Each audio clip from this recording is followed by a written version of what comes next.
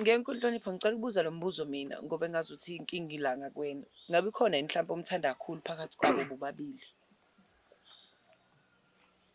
Hayi mina abantu uyangithanda Lalela mina nje Nkosi yambuka nje mina ikhadi uhlala ngini ikhadi mina ngihlala ngini ikhadi uhlala ngini ikhadi uhlala ngini ikhadi uyabona le nkinga nje hlala phansi bafazi yabona nini ngiyangihlupha ngalomsindo wenu ngiyafika ngivele emsebenzini anihambe nongilungisela ukudla hamba nongilungisela ukudla yebo baba imihlola le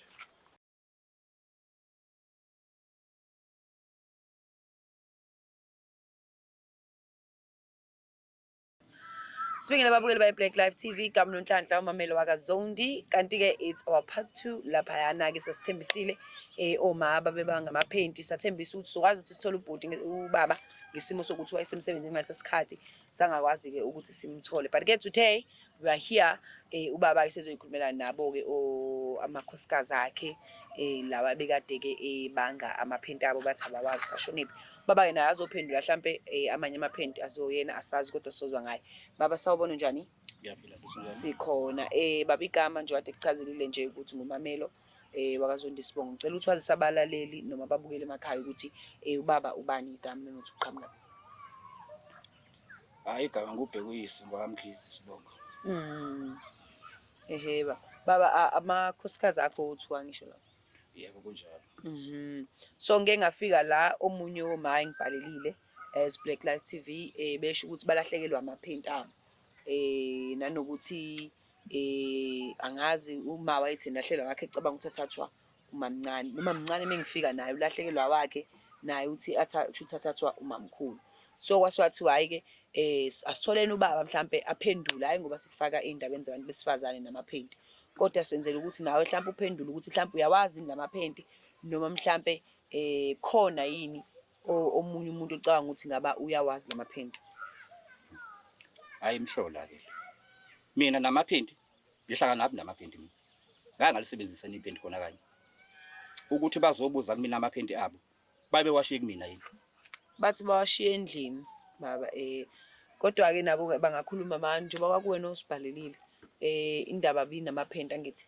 yebo sisi lalela ke sithando sami ubaba wafika ntambama ngalena mayefika fika saqabana kosuku umsindo angibuza lamaphenti wabuza lamaphenti ami ukuthi indaba ngibuza mangiqala 1 indaba ngimqhale ngimjwayeza nabantu bese ubaba wathi ngimjwayeza nabantu angabasi and 2 ngizohamba ngitshela umhlaba wonke ukuthi mina nginamaphenti alahleka yathathwa kuyena mina umbuzo wami uthi ashonaphi ngoba phela uyena ohlala la endlini la lentombi yakhe aphike awami sengifuna wami ke mina manje kwafanele ngibuze kubani ngoba phela intombi yakhe yaphika manje ufuna ngibuze kuyena baba yebo amaphenti niyawazi hayi amaphenti ngihlangana nawo namanje awukazi wabona hayi ankazi endlini mhlambe hayi kabi ngifisa ukwazi ukuthi ibona vele bobabili abangenayo endlini bayangena endlini ngekhathi ezahlukene kodwa nje amaphenti angihlangani nawo okay ma wena kuthini Paula wakho Paula kwami uMangcobo ungiphathe kabi kakhulu ukuthi azabhalele ka-TV angithatha ngiveze ka-TV mina athi mina nginamaphenti akhe ngawathatha kodwa angakaze ngize ngithathe ngisho elilodwa njengoba ngangichazela ukuthi mkhulu ngisho kunami angazi ukuthi ngangizokuthatha ngithi ngizolenzani yena nje kuphela into ayifunayo ufuna sihlale singazwani ngoba into exabanisayo inkulumo zakhe mina ngomthetho ngixabani naye kodwa ngendlela akhuluma ngayo nami akangiboni inhlobo akangazi nje noma mhlambe kwenza ukuthi ngimfishane nikuyena uvela angangazi ukuthi nguba manje ngiphatha kabi leyo nto mhlawumbe ubaba uyena ongaka angisize baba sacela ungikhulumela bandla nomkakho ukuthi inkosi yami mhlambe yena uzokuzwa wena mokhuluma naye sithandwa sami nyanyanyama nangu ke ethi indaba okuqebhana la yebo ba okay hayi kodwa beni lamaphindi kakhulukazi angingeni khona ngike ngachaza kodwa mawukuthi balahlekelwe phela ngathi ibona bawasebenzayo ibona kufanele bathembane komunye ukuthi omunye udukelwe nomunye wadukelwe hayi mina ngazi lutho mina ngihlangani futhi nento enjengana leyo. Kwaba khona abantu ngenkathi sengihamba la kwangazwaniwa kubheke phezulu in a way ukuthi kwase kufanele kuze namaphoyisa nani. So wena baba vele bajwayele ukuhlalisana ngokungazwani kanje. Hayi bona banakho ukuxwebhana kodwa ngiyitshe into edlulayo. Bengazi ukuthi ngaze kube khona ukuthi kuba udaba olubikwayo abakungibikelanga lutho mina ngalolu daba. Kodwa uthuma lo umamkhulu uyena wafika sekukhona umuntu wayengachazelwanga ngaye njengoba isemakhaya wathi sefika la wavele wathola nje ibhomu yendaba ukuthi nakho usuhlala nomuntu. Hayi lokho ngizokuvuma kwenzeka. Ushuthi nje kube khona izinkinga ezikhona ngeke ngikwazi ukuyiphakamisa lezi zasekhaya.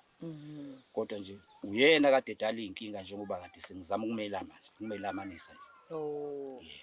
Hayi ukuthi mhlambe wena bulandela usiko ngoba phela ngeke ngeze kuthiwa amadoda eZulu kunesiko lokuthi kumele kube nesithembu nani.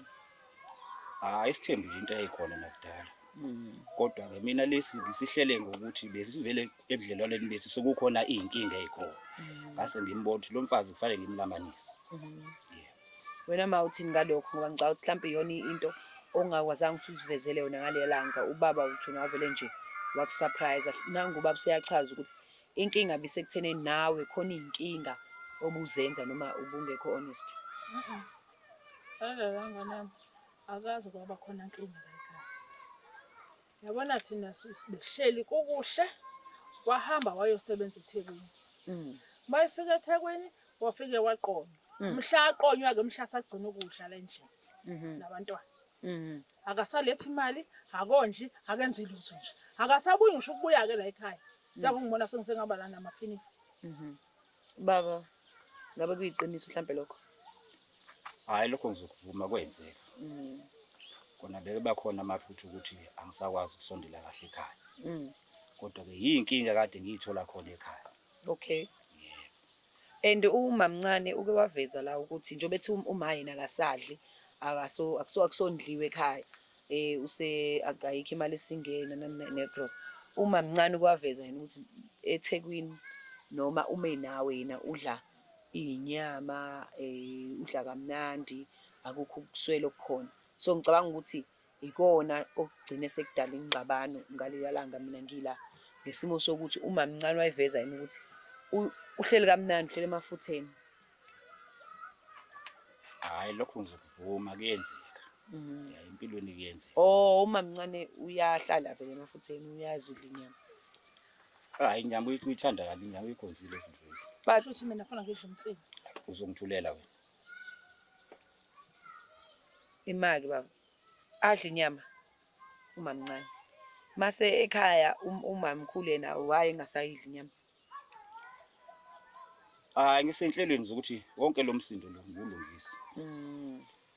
Kahle kahle nje kuzofanele ekuthenini ngibavakashise khona emakhaya eqobo.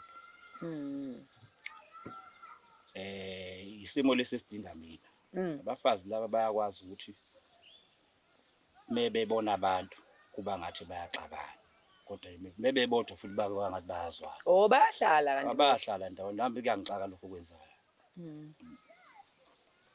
Kuthini Paula yena? Yebo yena uqinisele ukuthi siyahlala. Ukuxabana nje kwethu kuqale ngalamaphenti asilahlekile. Kwaqala ke nje ingxabano. Nokuthi ke umama akafuni mengemchazela ukuthi phela ubaba nje behlala nami la eThekwini ngeke ahlale engangikhiphi. Sihamba sibuye semabhishi sovakasha akakufuni ke lokho umama. Funa kube ngathi nami ngenza lento ayenza uyena.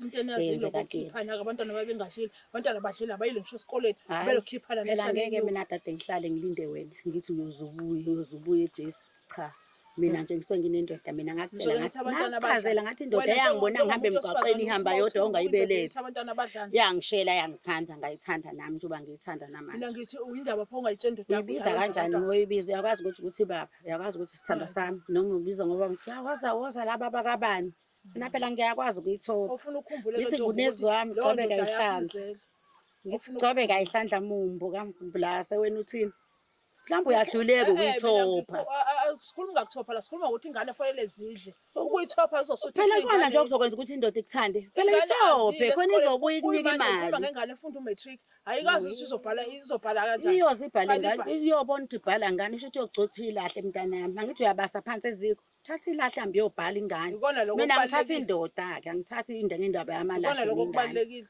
Asazi phela kuwena. Uhluleka ukuyithopha indoda, ngathi oyithopha. Ayithotshe indoda yayitshela ukuthi ayondla ingane. Naku nje ngiyithopha mina ke dade ngithanda. Ngihlala ngigaxe kanje mangithanda manje ngasuke ngithi phela mina sihambe. Sikushiya uhleli kanje nalabantu baka TV. Ubaba mangase ngimtshele nje manje uzosukuma uhambe. Ima kanti noma ithembeni umazi kangaka ubaba ukuthi nje phela ngiyamazi ngimphatha kanjani. Umuntu uyazazela indoda yakho ukuthi uyiphatha kanjani. Indoda afuna uyibeke la. Yabo uma uyibeka la dakwethu. Ha, izwa wena. Kodwa manje lokho ukuthi mayifika bebe khohle izokushiya. Baba Yebo. wasuyathula manje. Hayi ukuthi nginokuyicabanga lento. Oh uyacabanga thina sebesixoxa kodwa baba. Hayi bengidlula nje nami lanto. Cha sengibuka ukuthi angithi uyabona ukuthi namanje basakwebhani ngisimo sokuthi khona umphatha kahle kunomunye inkingi lapho ayikhe. Hayi. Yobe senkinga ukuchazela nje indodakazi udaba lelo ngizolulungisa. Khulileke nje ngapha. Inkinga afika nje emakhaya izophela yonke lo msindo wakho. Manje ngibuka ukuthi ikushuthi kahle inkingi sekutheneni khona othi uhlele emafutheni apikele omunye nomunye yena masebone ngazi ukuthi akathandwa ngokwanele. Engingakuthandi nje lokuqwebhana kwabo. Lokho nje kufaya kuphele phakathi kwabo. Kodwa ngenkulu inhlonipho uyabona ukuthi lokuqwebhana omunye umuntu oyimbangela yakho uwena. Ya ngizovuma kodwa amaphutha lawa alungisekayo. Njengoba kade ngikuthembise nje ukuthi ngisazokwehla ngokwehlele ngiye ekhaya. Izinto eziningi silungisa kahle ekhaya. Okay. So manje uma ngiye ekhaya usuzohamba uyom-introduce noma uyomazisa ngokuphelele ngeqiniso umango waphela akaziwe emakhaya ubeshila ukuthi wala eThekwini. Hayi lokho sizokuhlela sizokubona nje impilo mayiqhubeka. Aninazi ingane vele noma Hayi besingabe nabantwana. awanabo abantwana. Oh ingakho ke manje wena baba usungasakwazi ukuthi unake izingane zakho ayishiye emakhaya. Hayi ingane ngizophendukela ezinganeni. Hayi inkinga lezo ezokwazi ukulungiseka. Naye umama ngiyamthembisa uzoqhamuka ekhaya. Kodwa ke wena enye into ebengifisa ukuyibuza wena. Awunaza ngithi ingane wena. Yebo. Uma ngase kuthiwa nawe uba nezingane kwenzeka into enzeka kuwena umucabanga ungaphatheka kanjani? Sesikhulumela ke esayidini lezingane ngoba phela nawe uma mncane indoda uma kuwukuthi uyayibona yenzi kahle ekondleni izingane zayo sesiyeka ke umamkhulu. Ngicabanga ukuthi nawe fanele ngabe wena ungenelelayo ukuthi hayibo izingane kodwa zinjani uhambisile yini ukudla ezinganeni uyifonelile yini izingane wayichecka ziqhubeka kanjani esikoleni njengoba kuthiwa khona nowenza umatric. Isiqalo nje sendaba yami naye saba ngokuthi yena akanankosikazi akanayo umuntu asiganeni. Oh ubaba wathi akanankosikazi. Okay. Sekuhamba isikhathi sengibona sekufika ke umama sekufika yena umamkhulu. Oh wathi unkosikazi. Sengiyabuza ukuthi hayibo useyasho ukuthi hayi wayinqena ukungitshena ukuba phela ene kwangingeve ngoba enganqeni ukungitshena wayizongitshena sihambe sekhaya siye kuyena sombikela. Manje uyamazi ukuthi unolaka. Ingakho nje avela athi zonke izinto azenzeke la. Ngoba nabakhongi baphumela la. Zonke izinto zaphumela la. Mina ngalotshola ngakhokhela. Ngase ngiyashada. Kwasho ukuthi ngishada umshado omhlophe. Angikwazi lo wesiZulu wakhe athi umshado wesiZulu ukuthi unjani. Nami nje ubaba sengizofuna ukuthi angichazele ngowesiZulu khona ngizokwazi ukuthi nami ngiwushadele wesiZulu ngoba ngiyawudinga. But nanitheni nina nabhala? Thini? Ubona umshado lo omhlophe ubhale eHome Affairs. Yebo. Phela mina ngaze ngishada. Baba uluthini ke wena uvo lakho kulokho? Hayi. Ngicabanga ukuthi sesifikile isixazululweni uma ukuthi udaba esilungisa ekhaya. Okay. Ngiyacabanga nje ukuthi indodakazi ngeke uphinde usize usimo esinjengana lesi. Ngizosondela ezinganeni ekhaya. Shinje kahle kahle lulonke udaba ngizolungisela ekhaya. Ngeke nkonhlonipha ngicela ukubuza lo mbuzo mina ngoba engazuthi inkinga ilanga kuwena. Ngabe khona yini mhlawumbe omthanda kakhulu phakathi kwabo bobabili? Hayi mina abantu uyangithanda Lalela mina nje kakhulu, siyambuka nje mina ikhadi hlala ngini ikhadi mina hlala ngini ikhadi hlala ngini ikhadini hlala ngini ikhadini uyabona unenkinga nje Hlala phansi bafazi. kodwa Yabona nini? Ngiyangihlupha ngalomsindo wenu. Ngiyafika ngivele emsebenzini, anihambe nongilungisela ukudla. Hamba nilungisela ukudla. yebo baba Imihlola le.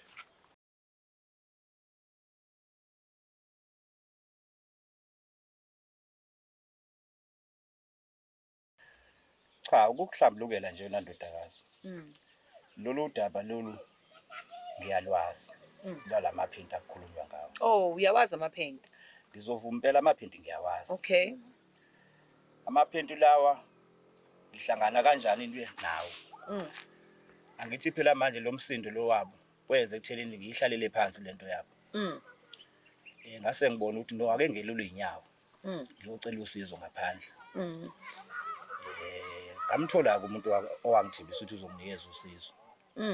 Wasecela izinto zabo zangaphansi athi uzongihlanganisa bona bakwazi ukuzwana. Okay.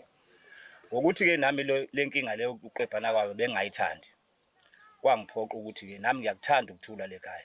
Angithandi ekutheleni njalo umuzi weinkinga njalo sineyinkinga hayi. Kufanele kube khona nokuthula lekhaya. Yebo. So, wena baba nje ukuthi amaphendo awathatha wawisa khona. Wangakwazi mhlambe ukuthi ubahlalise phansi ukuthi ubatshele ukuthi lalelani-ke mhlambe ngizohamba ngiyokwenza into kanje noma bubona ukuthi vele mhlambe ngeke beze bevume. Hayi lokho sabonisana nomuntu oyenginikazi usizo ukuthi lokho bona kufanele bakwazi. Okay. Wasithi ke ngowathola ngendlela engowathola ngawo bese ngizama ukumlethela wona ke bese ngithola usizo ukuze athole usizo. Yebo. So manje ke uma ubuka ngokwakho iyasebenza lento awuyiyele kuyena lo baba. Hayi iyasebenza ndodakazi iyasebenza ngoba yabona nje mebebodwa bayezwana iyangixaka mina lento yabo mengihamba ngizokuthiwa kunomsindo abawenzayo ikakhulukazi kodwa mebefika ekhaya. Njoba ngithi nje ngihlela kona ukuthi ngibayise ekhaya eXhopo. Bofike babe nakho nje ukuzwana kuyophela wonke umsindo lo. Oh, kwathi wafanele bazi bayojika emagcekeni. Yebo, wangiyalela kanjalo ukuze babe right. Okay. So manje ke nje wabesakwebhana kanje kubanga indaba yamaphendo. Ucabanga ukuthi wena ungabahlambululeka bona ushiqinisa ukuthi uyawazi amaphendo uwenza ngesimo esikanje? Hayi sofika isikhathi esikahle sokuthi ngikwazi ukufika kulelo daba. Kodwa ke ake sifike akungilinde nje mhlawumbe silelo daba singilethule kahle ekhaya. Ngoba ezinye zezinto moyikhulumela nje endle azihambi kahle. Bese ngihlele kanjalo nje ukuthi ngisondele ekhaya bese sifike sixoxa ke namakhosikazi. Wena baba kanti kungani ingane yona ehlaba iphukele le yezingane ukuthi awusayinaki kodwa umuntu osebenzayo emadolobheni elingane zazi ukuthi inobaba and uyazi ukuthi njengoba umade veza ukuthi kunezingane zamantombazane kunezingane zabantu besilisa lapha. So isiphi isifundo ezosifunda kuwena njengobaba wazo? Hayi ngiyavuma lapho ndodakazi. Isifundo sona sibe khona. Hayi ngisitholile impela isifundo ngoba nami ukuthi ngibe ubaba oqhelayo ezinganeni. Nami ngisitholile isifundo lapho. Usho nje iphutha leli lizolunga. Sengisho lo mina isifundo kuzona izingane. Angithi wonke umuntu kakhulu athi ngifisa ukufana nobaba ngifisa uba njengoba omunye athi mase sengasahambi ngendlela ekuyiyona mase ekuthiwa hayi vele ufuza ubaba wakho uya understand. So now ufisa ukuthi ngelinye ilanga izingane zakho zingasiki iphethini enhle kuwena ngoba nazo phela zizokhula zibe nezingane zazo zizobe yifundeni kuwena njengoba wazo oshiyayo uma wazo emakhaya uma angazondli noma angayinaki njengoba usho ukuthi ade wagcina nayo ngiyakuzona. Hayi ndodakazi isifundo sona asikho ngako izingane ezingasifunda kumina. Kodwa ngiyafisa ekuthenini njengoba kuwudaba esawulungisa sifike nalapho udabeni lengane. Ingane seyihlukumezekile ngendlela engayiphathanga kahle ngayo kusona. Kodwa ke nje kuzodlula konke lokho ngiyawethembisa. Ya mina bengicabanga ukuthi nje baba uzama ukulungisa indlela zakho nokuthi ubafake ngendlela eyodwa ngoba uyabonakala ukuthi bona bobabili uyabathanda. Yebo. Nokuthi futhi uyabakwazi ukuthi ubafake endleleni eyodwa njengamakhosikazi akho. So omunye umuntu-ke lana ubaba abalulekile umndeni wakho kanye ney'ngane ukuze bakwazi ukuthi kuhlale ngokuthula. Angazi noma mhlampe ngikhuluma kahle. Kunjalo kuyezwakala. So ubaba angifuni ukuthi nami ngimncane kube ngathi manje sengicontrol umuzi wakho noma mhlampe sengiyakutshela ukuthi wenzeni. But ukubukela njengomuntu wesithathu noma wesine kule ndaba kulolu daba likhona. So ngiyabona ukuthi umuntu affect kakhulu la iy'ngane ngoba nazo ziyakhula ziyabuka. 2 angazi lutho ngomshado ngoba nabo angishadile angikaze ngibe sesithembile. But into engiyibukayo mina ngicabangela iy'ngane ngoba nami ngiyabuka ukuthi uma ngumama mase ubaba enza kanje noma kumina ubaba enza kanje angeke uze kuhambe kahle. So engazi ukuthi baba-ke ungazama ukuthi ulungise kahle umndeni wakho ngendlela nawe ufisa ngayo nangendlela othi uzokwenza ngayo. Sibonge nje isikhathi sakho nokuthi usilalele noma ngimncane ukuzolungisa noma mhlampe ukuwe wenze empilweni abantu ukuthula bethu hayi mdala uyakwazi ukwenza ngendlela kanti uyamdinga umuntu ongasuhlale phansi ukhulume naye. Kunjalo. Buka manje usuyiqhulumela indaba yamaphenti ukuthi uyawazi uyawathatha ngoba wawuthi uyowakha umuzi wakho.